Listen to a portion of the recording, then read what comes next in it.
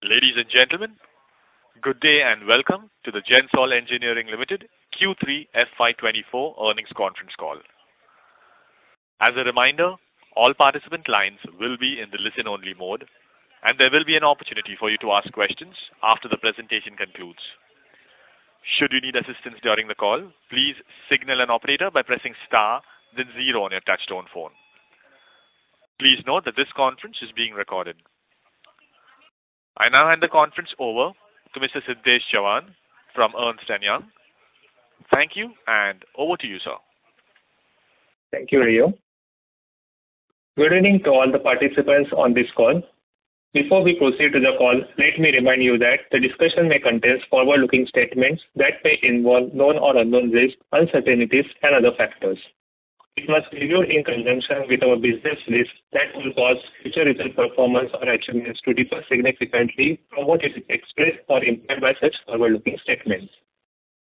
Please note that we have mailed the results and the same are available on the company's website. In case if you have not received the same, you can write to us and we will be happy to send same over to you. To take us through the results and answer your questions today, we have the top management of Gensol Engineering Limited, represented by Mr. Anmol Singh Jaggi, Chairman and Managing Director. We will start the call with a brief overview of the quarter gone past and then conduct a Q&A session. With that said, I will now hand over the call to Mr. Anmol Singh Jaggi. Over to you, sir. Thanks, Siddesh. Good evening to all our respected shareholders, and thanks for sparing your time to join us on the conference call for the quarter. As we declared yesterday our results, the quarter has been wonderful. On a year-on-year basis, we have improved our revenue by 335%, EBITDA by 312%, and from PAT we have significantly improved because last year this quarter was negative for us. So it's been an all-round great performance by all verticals. But what I will do is that I would also, because this is our first earnings call that we are ever conducting, I would also start by giving you an update on the business, but also I would want to introduce Gensol Engineering to you because we have never spoken in the past. So my wish is that I take 5 minutes and introduce you to all the business verticals. So from a historical perspective, Gensol Engineering was incorporated in 2012 and we listed on the SME exchange in 2019, 15 October 2019, and migrated to the main board of both BSE and NSE in July of 2023. We started our journey as an advisory company. We were providing only advisory services, technical advisory services, project management, owners engineers, lenders engineers, and we had established a very high degree of market share for our advisory services. In 2019, we entered the solar EPC market and voluntarily shut down our advisory services as we wanted to focus on the EPC business. But the learnings from the advisory business, which is our core engineering skill set, has helped us to stand out as a differentiator by creating numerous successful projects. Over the past 2 years, we have decided that we will also Gensol as a company will play a larger role in India's energy transition story, and we diversified from EPC into EV leasing and EV manufacturing. Gensol Engineering's EPC business has been the bedrock of our growth. We have a team of more than 200 engineers. We have completed more than 600 megawatt of diverse solar projects, including rooftop projects, ground mount projects, floating solar projects spread across almost all the states in the country. Our key criteria for selection of customers is that we go for commercial and industrial kind of customers, and in that we try to focus on what we call as balance of system. Balance of system basically means that we do not take the module risk, and the module risk or the module is directly procured by the. Currently, the solar EPC market is witnessing rapid expansion because of the increased demand for clean and affordable energy sources. This is also greatly supported by the government's visionary initiatives and policies promoting renewable energy, including yesterday evening the announcement by Prime Minister to set up solar crore homes in India. Gensol's credibility and great engineering prowess helps us to capitalize on this growing trend of renewable energy and electric mobility. To increase our EPC business, we recently acquired Scorpius Trackers in September of 2023, and with its innovative solar panel tracking technology, it allows our customers to get faster paybacks and higher returns on their investments. We have also recently incorporated a subsidiary in Middle East, as Middle East is also becoming a large hub for renewable and hydrogen projects. In fact, Gensol won its first green hydrogen project, emerging as the lowest bidder for NHPC's Kargil Green Hydrogen Mobility Station. Our EPC business is led by Mr. Imran Ali Naqvi, who has been with Gensol since day one. Today, our solar EPC order book is in excess of rupees 1,000 crores, and we have a bid pipeline which is several times larger than the current order book. Our EPC business for the current quarter, quarter 3, posted a revenue of rupees 170 crore, which is a 386% YOY increase in revenue. This showcases the tremendous strength of our EPC business. On a 9-month basis, our EPC segment has delivered a 121% YOY growth. Moving on to our second business segment. Gensol took its initial step in the EV leasing business in 2022, having recognized that lack of EV financing was one of the key impediments to wide-scale EV adoption. In May 2023, we set up a subsidiary, Gensol EV Lease Private Limited, which is led by Mr. Amit Kumar. Amit Kumar was previously the managing director of India's largest vehicle leasing company.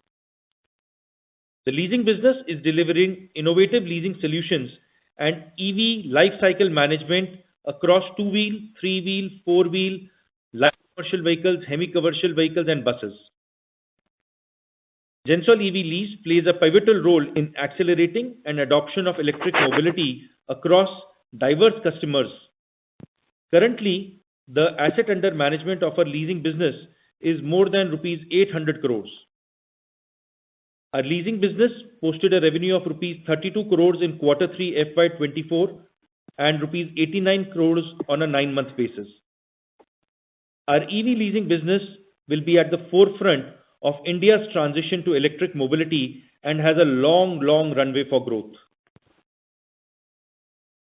As our third business segment, Gensol took up the mantle of manufacturing an affordable, smart, urban mobility-focused electric vehicle, proudly made in India, and addressing a large gap in the current EV offerings in the country.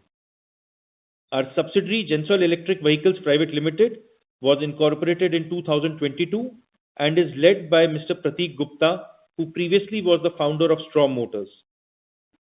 We have set up a greenfield, all-electric manufacturing plant in Chakan, Pune, with a production capacity of manufacturing 30,000 vehicles per annum. The vehicle's innovative design, size, weight, and range has been engineered keeping in mind its fitment with urban fleet, cargo segments, and subsequently the urban passenger segment. The car is in its final stage of approval from ARAI, post which we will do the unboxing of the car and its brand and begin the production. Moving to the financial update. The financial performance of the company in the first 9 months of FY24 reflects a very commendable growth trajectory. On a consolidated basis, revenue has grown in the first 9 months from 237 crores to 584 crores, which is a 147% increase. The consolidated EBITDA increased to 169 crores at a 29% margin in first 9 months, representing a remarkable increase from a figure of 50 crores and 21% margin. The consolidated PAT was 34 crores in 9 months FY24, which is 111% year-on-year growth from rupees 16 crores in the same period last year. In the last 1 year, we have also strengthened our leadership team with the appointment of seasoned professionals like Mr. Amit Kumar, who is the CEO of the leasing business, Mr. Kan Garg, who joined us as the Chief Growth Officer, and Ms. Kamaljeet Kaur, who joined us as Chief People Officer, and other senior team members who are shaping the future of the organization. In closing, I extend my sincere gratitude to each one of our respected investors for joining our call. As we reflect on remarkable progress made in our solar EPC, EV leasing, and EV manufacturing segments, it is evident that Gensol is not just thriving, but leading in green energy and clean mobility revolution. Our focus remains on continuing to deliver value to our shareholders and customers. Our commitment to innovation and environment responsibility propels us forward, and the success in Q3 FY24 serves as a glimpse of the significant possibilities that lie ahead. With this, I would want to inform all our shareholders, respected shareholders, that this has been the summary of what Gensol has built in the few years and how our Q3 has gone by. Siddesh, with this, we can open up for questions or however you would wish to proceed. Sure. Thank you very much. We will now begin the question and answer session. Anyone who wishes to ask questions may press star and 1 on their touchtone telephone. If you wish to remove yourself from the question queue, you may press star and 2. Participants are requested to use handsets while asking questions. Ladies and gentlemen, we will wait for a moment while the question queue assembles.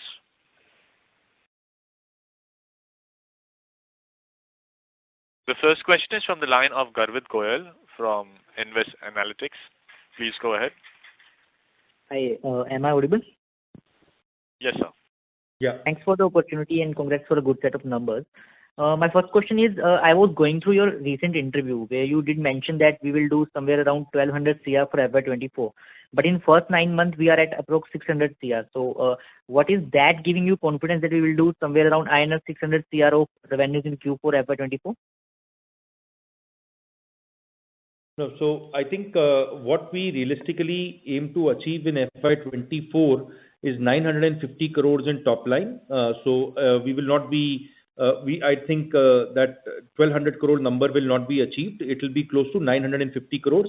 In our Q4, which is the current quarter in which we are expecting that we will do at the minimum 300 crores of revenue, at the maximum about 400 crores of revenue. So between 300 and 400 crores, which will take our yearly number to somewhere between 900 and 950 crores, which would mean that on a year-on-year basis, last year we did 390 crores approximately. So on a year-on-year basis, we would have still grown about 2.5 times. So, sir, can you share the reason for this downward guidance? I don't think we want to say that it is a downward guidance. I think growing 2.5 times on a year-on-year basis is a fantastic growth that we are demonstrating. I am not sure of the television interview that you are referring to, but I do remember that we had given a slightly higher number in the past. Okay. And sir, can you also put some color on your EV manufacturing business, like what are the timelines and by when, what kind of capacities do we expect to add on? Sure. So in terms of our EV manufacturing, the plant is fully ready. In fact, we had put out a video of the plant on YouTube also. We have also sent out the teaser of our vehicle.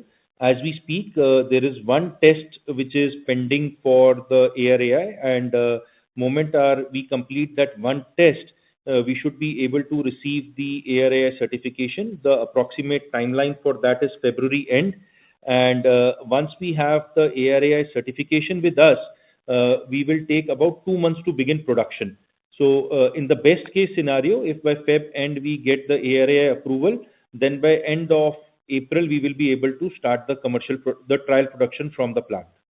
In terms of the numbers that we will do for FY25, we are projecting about 5,000 vehicles that we will be able to manufacture at our plant, which will give us about 300 crores of top line. And by FY26, how the ramp up will happen? In FY26, of course, we will go to almost, we will double up this revenue from 300 crores to 600 crores in FY26. Okay. And what is your overall guidance of revenues for FY25 and FY26? So on FY25, where we have a good amount of, certainty, I think Gensol, all the 3 subsidiaries put together should cross the 2,000 crore mark. For FY25? for FY25. What kind of EBITDA margins do you see? Are the current margins sustainable on consolidated basis? Yes. So in fact, as the proportion of the leasing business becomes higher and higher, in fact, our margin profile will become even better. So you could expect the EBITDA margins to come in slightly higher in FY25 as compared to FY24. So yes, if we are today doing EBITDA margins of about close to 30%, it'll be in the similar range or slightly higher range than what we have shown in FY24. Understood. And coming to your Mr. Goyal, EV business, I'm really sorry, but maybe request you to rejoin the queue as there are several participants waiting for their turn. okay, sir. Thank you. Thank you very much. Thank you. We move to the next question. The next question is from the line of Shubham Upadhyay from the Microcap Minute. Please go ahead. Yes, thank you for the opportunity. Am I audible? Yes, Yes, sir. Hello. Okay. Yeah. So first of all, congratulations on a good set of numbers.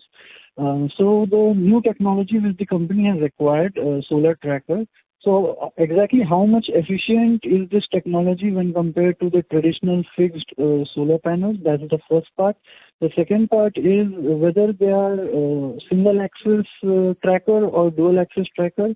And finally, how much growth can we see in this particular segment, and will it lead to any particular margin expansion for the company? So I'll take the first question. So in terms of efficiency, we are doing single axis trackers, and single axis tracker can improve the PLF by about 15-16%. So that's the efficiency that can be brought in by using single axis tracker. So that answers question 1 and question 2. In terms of where we are seeing the margin expansion coming in, I think as the EPC business is scaling, there is some bit of tailwind which is coming in from there, but a lot of margin expansion will happen as the EV leasing business becomes larger and larger. Okay, so another. I'm talking EBITDA margin. Okay, sir. Thank you. And one of my questions is, how many and which types of models are we planning to prepare for the electric vehicles in four-wheeler segment? And are we planning to go for the highly competitive two-wheeler and three-wheeler segments too?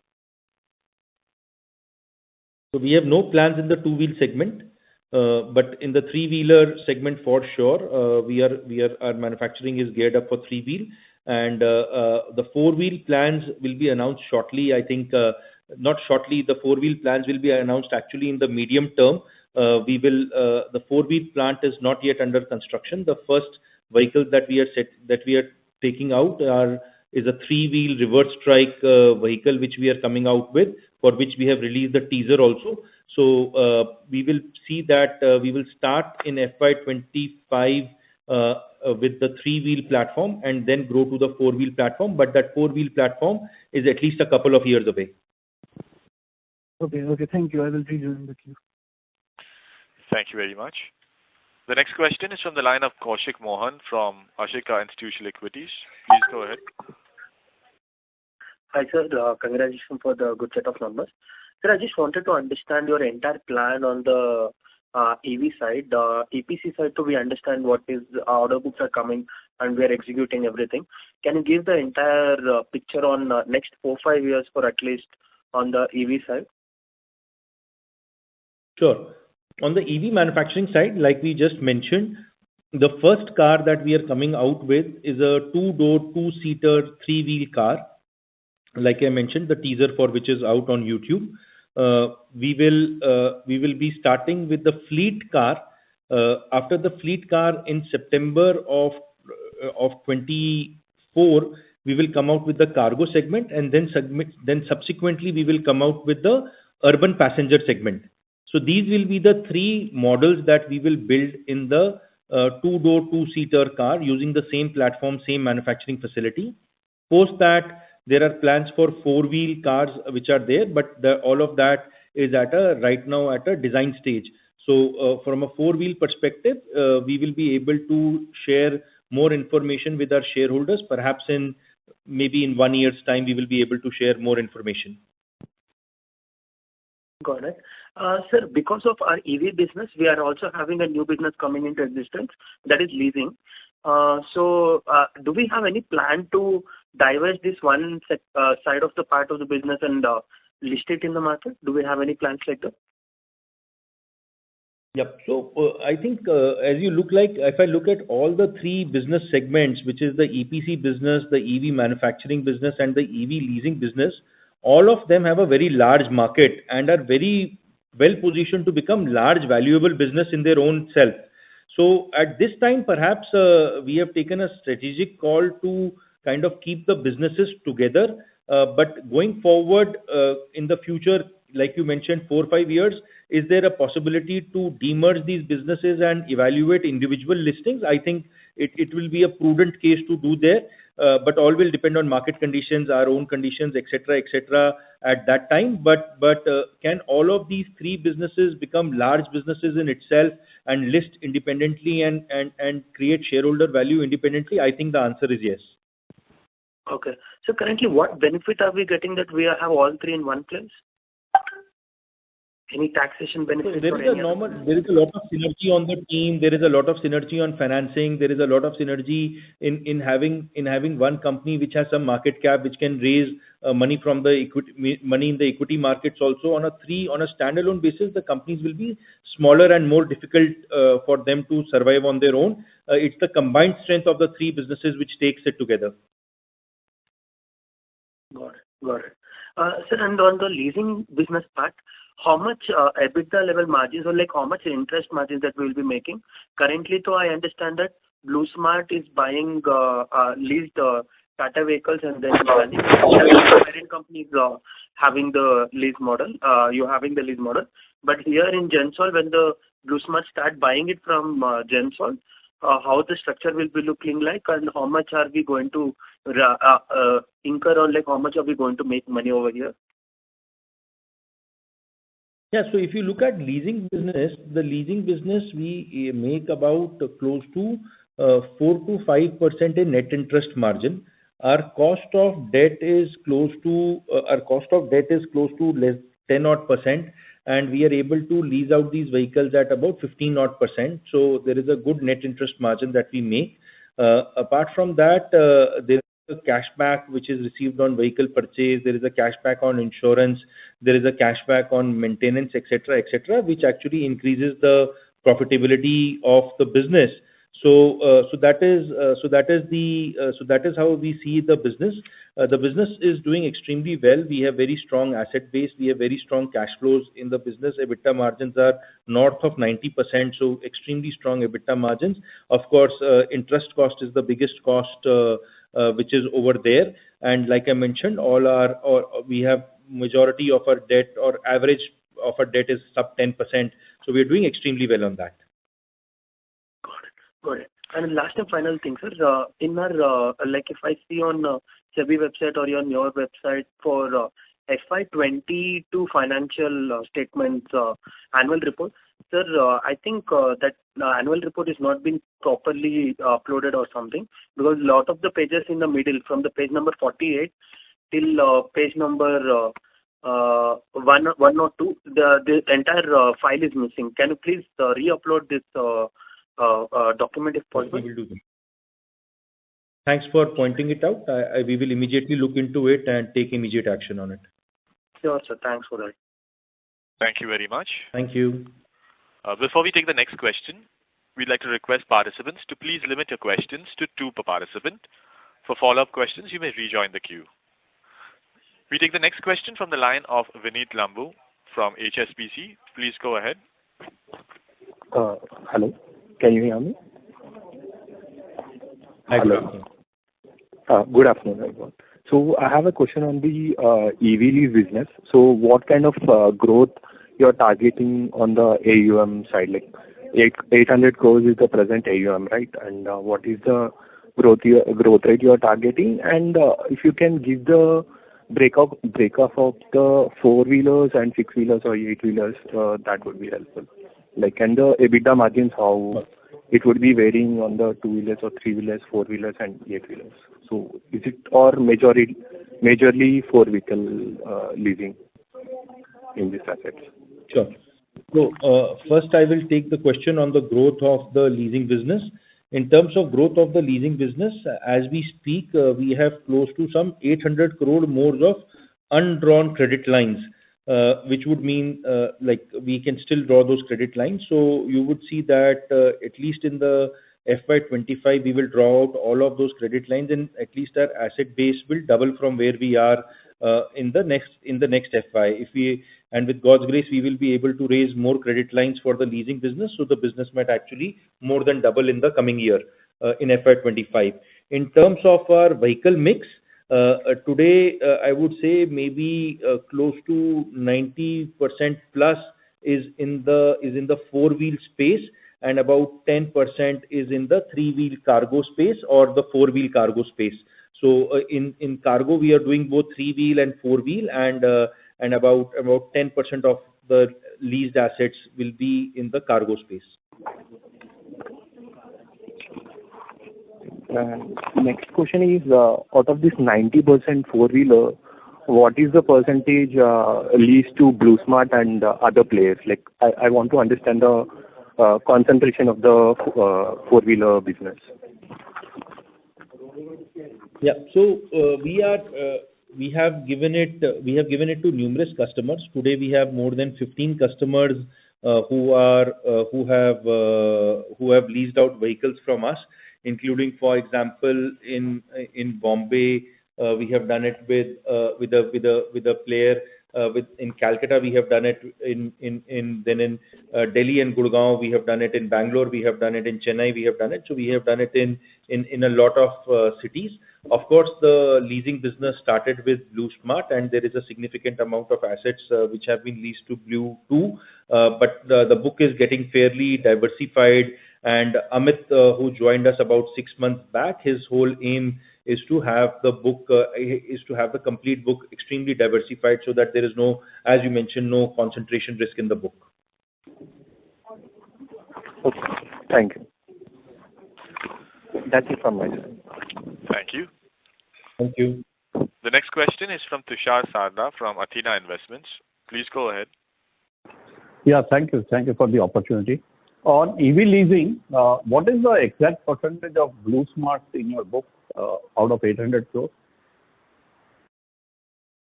It will be more than 50%. Okay. And how does the economics work? How much do you charge, and what is your cost of funds in the EV leasing business? Sure. So just like how I mentioned some time back, our average cost of funds is sub 10%, and our average leasing is at about 15%. So that's where it's a 5% delta which is there, approximate 5% delta which is there. But also depending on the credit worthiness of the customer, etc., we are able to modulate some to great customers. We are giving a better interest. We are giving a better lease rate, and to customers, depending on how their profile is, we accordingly adjust the leasing rate to them. And what is the period of lease? 3 or 4 years or more? So I think maybe half of the book at about 3 years and half of the book at about 4 years. So after the lease period, the vehicles will revert back to you, right? Or they retain back? After the lease period, the vehicles will be on the balance sheet of Gensol lease, and we will be free to release these vehicles or retrofit these vehicles with new batteries and put them on the road again. So what you will see in the leasing business, and thank you for bringing this out, is the fact that there is going to be a second life of these vehicles. And if we are able to create a good, prudent second life, and there is a lot of innovation that we are doing with there, and maybe in the coming quarters, we will talk more and more about the second life of the vehicles. If you are able to do in the second life of the vehicles, you will see that there will be no finance cost to it. The vehicles would have already been depreciated, so the margins in the PAT margins in the EV leasing business are going to go through the roof. Okay. And what is the balance sheet composition in terms of debt and equity of the EV leasing company? So roughly, we have put in about close to 100 crore rupees into the EV leasing business as equity, and we have today drawn about close to 800 crores of debt, and we have like non-drawn credit limit of about close to another 800 crores. We also have about 150 crores of deposits from customers. So customers pay us about roughly between 10 and 20% of the asset value as a collateral. So we have about close to 150 crores of collaterals from customers. And Cash collateral. one question on EPC, if I can squeeze that in. In terms of megawatt installed, what would have been your run rate for the current quarter, and what do you expect for the full year? So roughly, we have done till date about 600. Between April and till date, we have done about 190 megawatts. But you would see that as the pace of the EPC business is growing extremely fast, perhaps what we did in 9 months, we will do in 1 quarter. Okay. I'll come back in the queue. I have some more question on EPC, but I'll come back in the queue. Thank you. Sure, sir. Thank you, sir. Thank you very much. The next question is from the line of Vignesh Iyer from Sequent Investments. Please go ahead. Hello, sir. Congratulations on strong set of numbers, and thank you for the opportunity. My first question would be on the CapEx side. What would be our CapEx, size plan for FY25? So on the CapEx side, if I look at there is no CapEx that we are doing in the EPC business. So maybe, small, very small, some 5, 10, 15 crore rupees CapEx that we do in buying some machinery, etc. But of extremely small CapEx when it comes to the EPC business. When it comes to the manufacturing business, we will do in the plant at Chakan, we will have to invest about close to 125, 130 crores more into building out the cargo vehicle and then the personal mobility vehicle. The CapEx for the fleet vehicle is complete. So from that perspective, we will need about 100, 125 crores more of CapEx that we will need in the EV manufacturing business. On the leasing business, if we consider purchase of car as CapEx because they come on our book, I think we will, like we mentioned, we will be doubling our asset size. So at least we will be purchasing between 800 and 1,000 crores of vehicles in FY25. Okay. So then just to understand what is the peak borrowing or peak debt that we are looking at for FY25, or in a way you can also say if the debt to equity stands at 3 right now. So what is a comfortable level you're looking at? If you could answer it on both sides of it, I mean perspective from debt to equity as well as the peak debt. Sure. So I think the current net worth of the business is close to 300 crores, and we have a debt of about 800, 900 crores as we speak. So you are very right in pointing that the current debt to equity is about 3:1.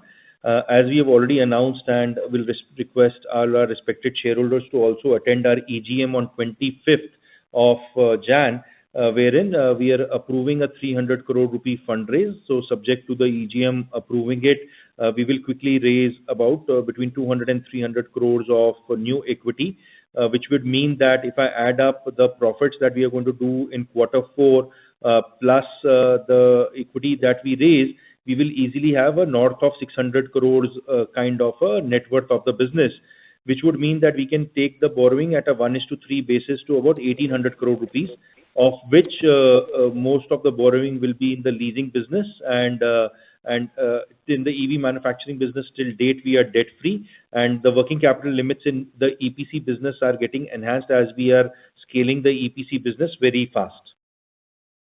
But more or less at the beginning of the FY25, we will have about close to 600 crores of net worth, which if I just say that we, let's say, raise no more equity in FY25 and just accumulate the profits, we could easily hit the 750-800 crore kind of a net worth mark. So at the end of FY25, if our net worth is 700-800 crores and the debt is about 1,800 crores, so we will be at about 1:2.5. Okay. So basically you are saying that we might hit this 1,800 crore debt by the end of FY25 itself, right? Yes. Okay. I mean, then post that, if required, there could be a fundraise, or I mean, you can, or what is the debt, comfortable debt to equity you are seeing? I mean, is 3:1 okay, or you are okay with 4:1 or higher levels? Great question. Great question, sir. So, I would say if you look at the segments, three segments in the EPC business, we roughly need about 45 days of revenue as working capital.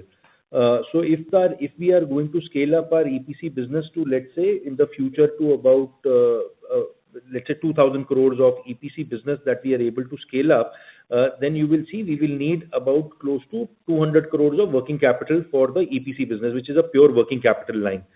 In the EV manufacturing business, we actually have taken no debt, and the company and the business has been funded all through equity.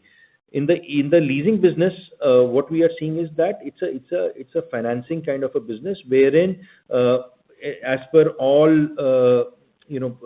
healthy standards, etc., 1:4, 1:5 is a very healthy kind of debt equity ratio when it comes to pure leasing, which is also in a way a financing business which is there. So from that perspective, leasing business have still more leverage to go higher, but we will be conservative in the short and medium term, and maybe as the businesses mature, as the book matures, as we see more and more diversified customers, etc., we might take the leverage higher in the EV leasing business from 1:3 that we have right now. But we have to also assume that there is a lot of cash collateral that we get from the customers. As I mentioned, there is about 150 crores of cash collateral that we get. So that also acts as a quasi equity for us. Right. Just the last question. So what will be our blended cost of debt going ahead? It's sub 10% today. Okay. We'll raise around that level only, right? Yeah, and I think if the interest rates fall in the future, as all of us are expecting, we could do slightly better. I mean, the sourcing for the EV business, is it at a lower level? I mean, considering the nature of the business and the traction we have. If I'm not, we are tied up with IREDA, right? So, yes, so as you know, IREDA and PFC will be the best kind of source for this kind of debt, and they have given us absolutely large quantums. PFC has sanctioned us 550 crores. IREDA has till date sanctioned us 780 crores. So the good quantum of debt that they have sanctioned to us for the EV leasing business, and at very competitive rates. Thank you. The next question is from Rahul Kothari from Grit Equities. Please go ahead. Hi, Mr. Anmol. Congrats for a good set of numbers. I wanted to understand more on the EV lease segment. Is it like a pure play NBFC leasing financing kind of company, or we are exploring more on the operational EV management, fleet advisory as well into it, considering that the vehicles come back to us after a period of time? What sort of incremental advisory are we expecting into it? So firstly, sir, this is a operating lease business which is there. In the operating lease business, it's not structured as financing, although our back calculations are all about the cost of capital at which we have raised, and cost of capital and the cost at which we give it to our customers. But it is more than that. We are giving what we call as EV leasing life cycle, which starts with vehicle acquisition, but is also insurance management, maintenance management, accident and damage and claims handling, breakdown assistance, any value-added services, including charging infrastructure that our customers will need. So, and then the buyback and then the take back of the vehicle from the customer and then redeploy it in second life. So it's not, if you will look at a typical bank or a NBFC which do a finance kind of a function, they just give the vehicle to the customer, and it is on the customer then to do maintenance management, breakdown, accident damage, insurance management. It is all the risk is on the customer. Whereas we participate hand to hand with our customers in doing it. So it's more operational lease, and we want to delve into the group's skill set of managing large scale EVs.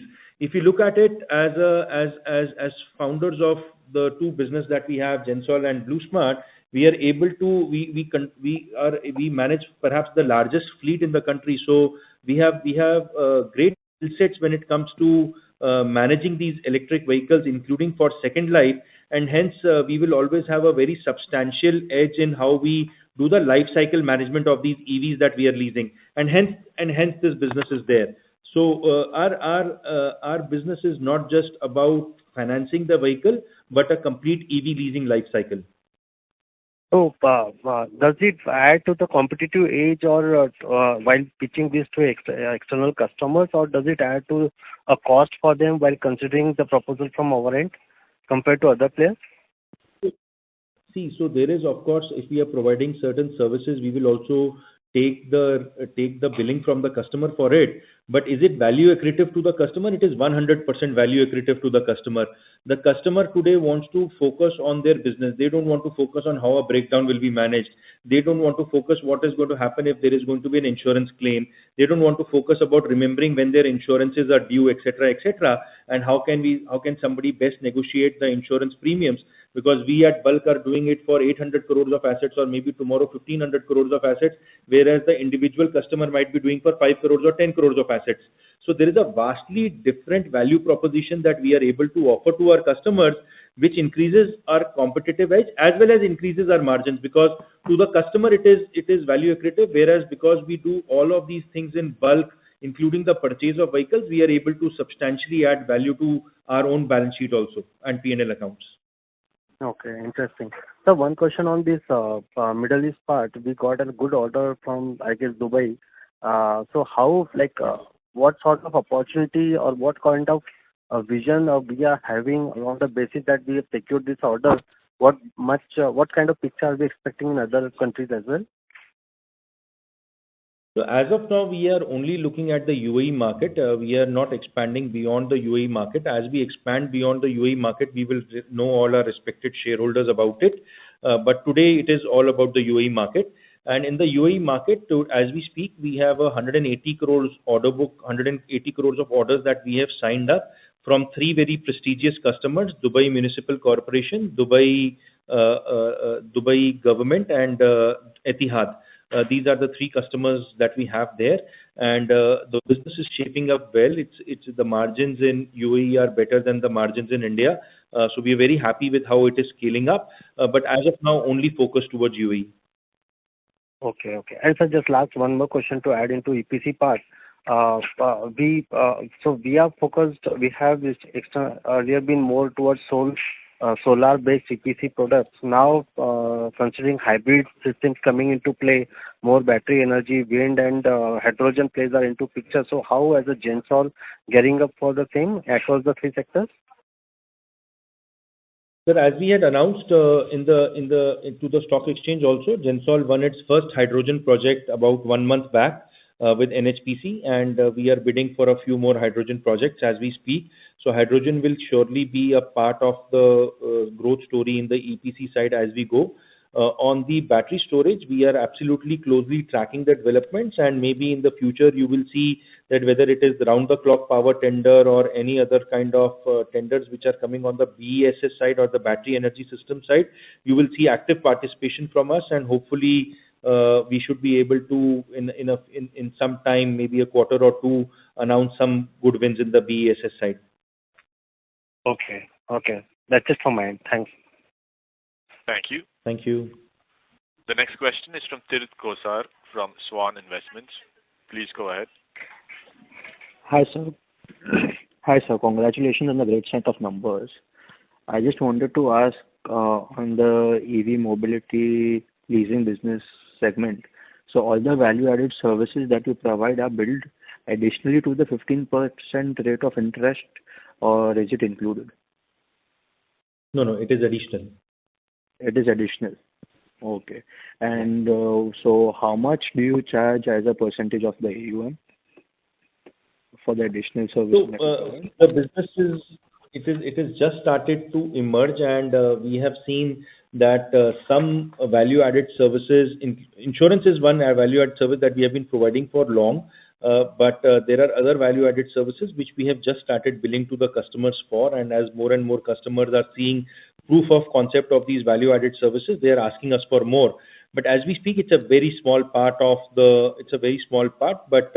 it will start to shape. You will maybe in the coming quarters see maybe we could start reporting differently on how the lease income is shaping up and how the value-added service income is shaping up. But we will definitely say that in a leasing business, in a mature leasing business, about 30% profits come in from value-added services. If I have to say that when we will be a mature leasing business, you will see about 30% of profits coming in from value-added services.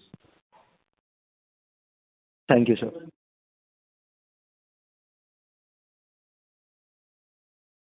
Thank you. The next question is from the line of Abhishek Jain from Aurelus Capital. Please go ahead. Thank you for the opportunity. My question is, out of the total EPC order book that we have, how much proportion is balance of system and how much is turnkey? Hello, am I audible? Yeah, you're audible. Thank you. In terms of balance of system, our first endeavor is that we have to go into a balance of system projects only, except for certain PSU customers where the order is turnkey. But if we look at historically, about from a megawatt perspective, maybe it is 75 in favor of BO balance of system and 25% in favor of modules. But as a revenue, it is almost 50-50 because the module systems have a much larger kind of weightage in terms of contract value.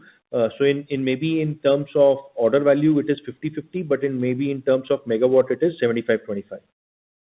So the question is, how do we hedge for the risk of volatility in the prices of panel when we've taken a turnkey contract?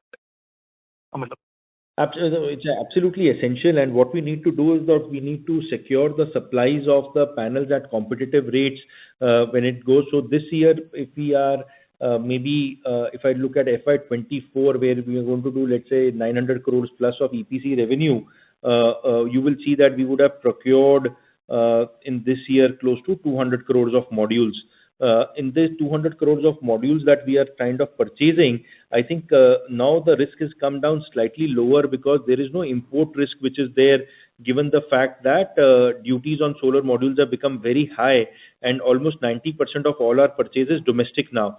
So with that, our freight risk, container price risk goes out, our dollar risk goes out. The pricing risk still stays, but generally, while we are bidding for the contracts, we sign up pre-bid agreements with module manufacturers, and in the pre-bid stage itself, we have contracted on the price at which we will procure the modules, and our module price is locked in at the pre-bid stage itself.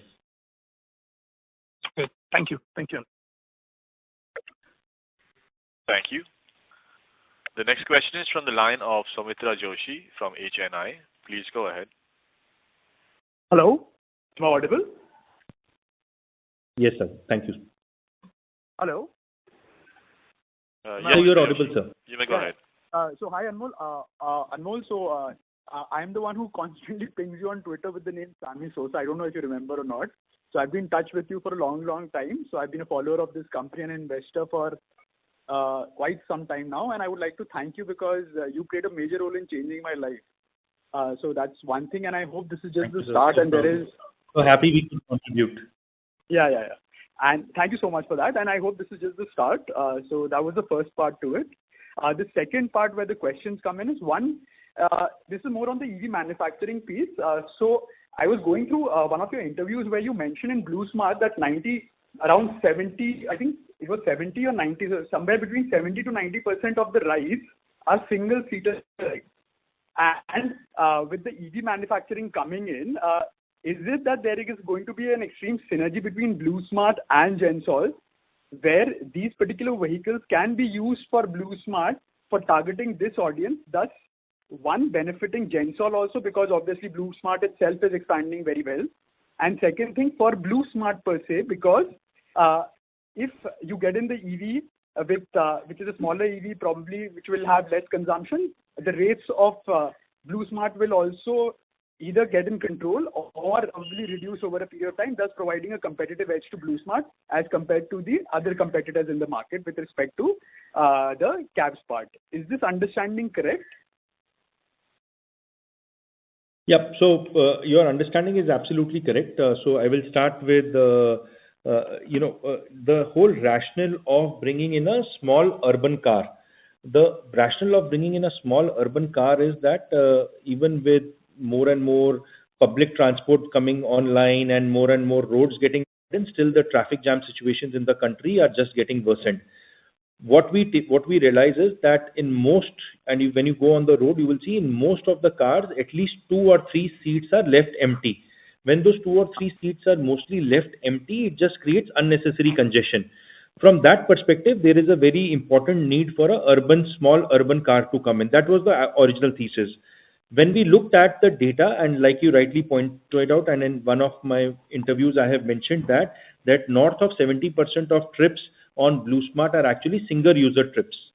And if I do kind of a comparison with the BlueSmart competition, with our Tata Tigor car, we are able to compete on what is the Uber prime segment, the prime segment on Uber. There is no Go segment car which is available in the country on electric mobility. So in the Go segment, typically you have the Altos, Datsuns, and all of that they run. But in the electric vehicle, there is none of these small cars which are available, and which we believe is a great market, not just for Blue, but for every fleet operator which is there. Imagine if customers are paying rupees 25 per kilometer for the Tata Tigor car, they'll be very happy to travel in a very safe car, in a very nice car, which is maybe two-door, two-seater, but which comes at about 15-16 rupees a kilometer. So from that perspective, it is going to be very interesting for our customers and for us to create this entire Go category when it is Go category on the BlueSmart, and it is not just going to be BlueSmart, but I'm sure internationally as well as domestically, you will see a lot of fleets adopting to the small EV car. The small EV car is the solution to unit economics. The small EV car is the solution to congestion, and these are big problems of the business and of the country.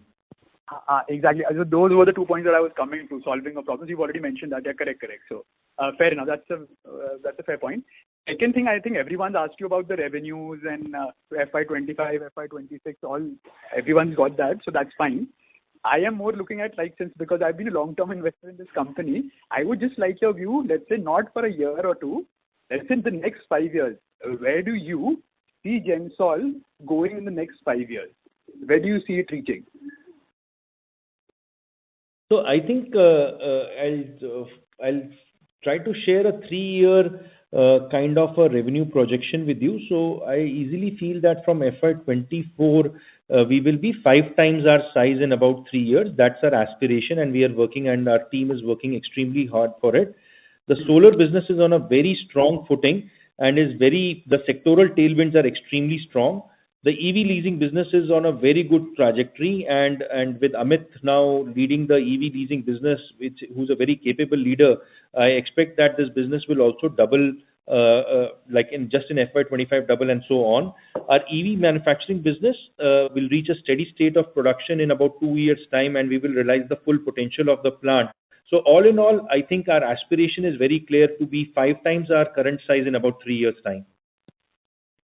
By current size, you mean at this particular moment, not FY23? At FY24 size, yes. Acha, 5 times of FY24. Oh, that's a big goal. Fair enough. Yeah. Okay. So it's 1,000 into 3 years. 1,000 into 5. That's like 5,000. Yes. Hello? Oh, damn. That's good. Yes, sir. Okay. And last, just one question is on this entire, creating EV, there is an entire ecosystem that needs to be there, where it's not only about you or the other manufacturers, but it's also about the government involvement. And I'm talking about the charging stations, etc., which is going to take EV to the next level, like it has happened in the developed countries. So, is there a roadmap that the government is working with you all with respect to ensuring that entire ecosystem of EV charging is created across the country? Because that in itself would be the base, which would, at least my understanding is that it would really catapult EV adoption across the country. Yep. So from that perspective, I think I would say it is less about the government and more about private institutions, which will put in I think government is best left just to policy creation and not actually do business. So from that perspective, we are looking at a lot of private companies, and it's like the largest of the companies who are setting up a Tata Power and GOBP and all of them setting up a lot of charging stations, to smaller startups also which are doing. I think every possible charging company in the country speaks to us. courtesy the fact that we are perhaps the largest operator of EV fleet in the country, including our leasing businesses, now giving out leasing to a lot of customers. So from that perspective, a lot of charging companies do speak to us. There is solid traction which is developing on the charging infrastructure. I think already there is some very solid work which is happening. Is it going to pick up? I think it's every day is becoming more and more better on the charging infrastructure. Will we be able to have a omnipresent charging infrastructure in the next few years? I think the answer is yes. Thank you. Before we take the next question, a reminder to participants to please limit your questions to 2 per participant. The next question is from the line of Gaurav Sachdeva from Sajak Securities. Please go ahead. Hello. Am I audible? Yes, Mr. Sachdeva. Please go ahead. Yeah. And also, whatever revenue you are talking about in the EV, this manufacturing business, but Gensol Engineering has just 58% stake according to your current results. I am seeing the results in that 58% stake we have in the EV, this private limited manufacturing. So are you talking about the revenue considering this 58% or it will be deducted? I mean. No. So if the capital structure of the business is that we have 58% of equity shares, and the entire equity that we have infused into the business is via optionally convertible debentures which we have issued. So as we speak, there is like more than 100 crore rupees of optionally convertible debentures that we have issued, which would convert at some day, and it can be converted at the will of Gensol Engineering. When we convert the optionally convertible debentures into equity, you will see that the percentage of equity share ownership that Gensol Engineering will have in this subsidiary will rise up very substantially, and will be close to 90 odd %, and will be or very close to that number, because we have also issued stock options to Prateek, who is the founder of the business and from whom we had acquired it, and also to our team members who are building the business. So except for Prateek and the team, 100% of the business will be held by Gensol Engineering, and that 58% number will go up when we convert the optionally convertible debenture into equity. Okay. And my last question is, I hope you are not looking for any demerger of these 3 companies, these manufacturing and this. We are not looking at it in the short term or the medium term, perhaps in the long term. Okay. Thank you. That's from my side. Thank you. Thank you. The next question is from the line of Garvit Goyal from Envis Analytics. Please go ahead. Hi. Thanks for the opportunity again. You mentioned 2,000 CR for FY25. So can you give a breakup in terms of EPC, EV leasing, and EV manufacturing? Yeah. So on the EV manufacturing side, it is going to be about close to 300 crores. On the EV manufacturing, on the EV leasing side, it is going to be about close to 400 crores, and about 1,300 crores will come from EPC. Understood, sir. Thank you, sir. Thank you. Thank you. Thank you. The next question is from the line of Tushar Sarda from Athena Investments. Please go ahead. Yeah, thank you for the opportunity again. On the EPC side, the targets that government has given is around 40,000 megawatt of solar.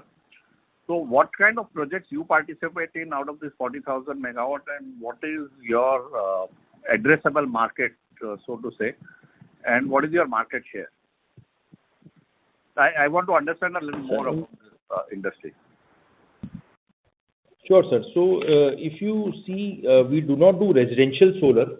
So residential solar will be close to maybe 3,000-4,000 megawatts out of the 40,000 megawatts. So potentially our market is about 35,000 megawatts that we can do. In this year, in the current FY24, we have executed 190 megawatts, and so there is a huge amount of upside which is there. In the coming year, our projection is to do about close to 600 megawatts.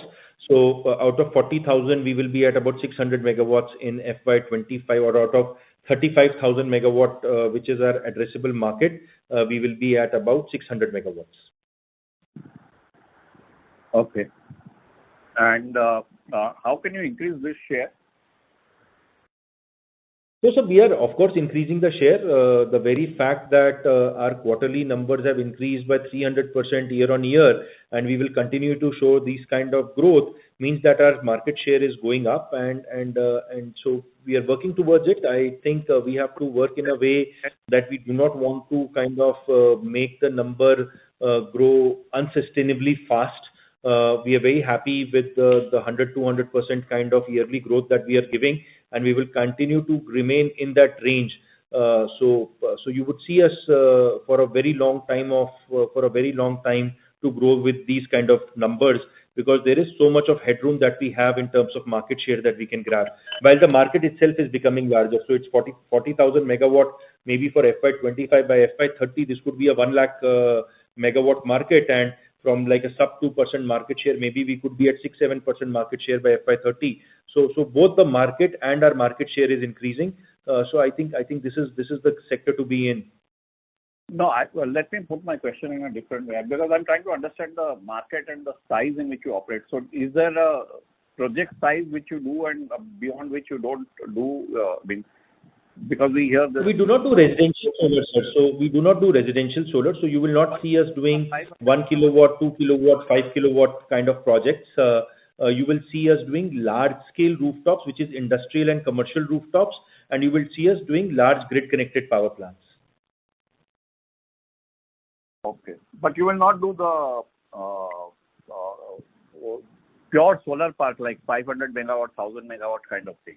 No, we are not doing that. We are not building any. I think our sweet spot today lies in the fact that we love to get orders which are between 50 crores rupees on the smaller side and maybe 400 crores on the larger side. So between 50 and 400 crores is our sweet spot on the orders.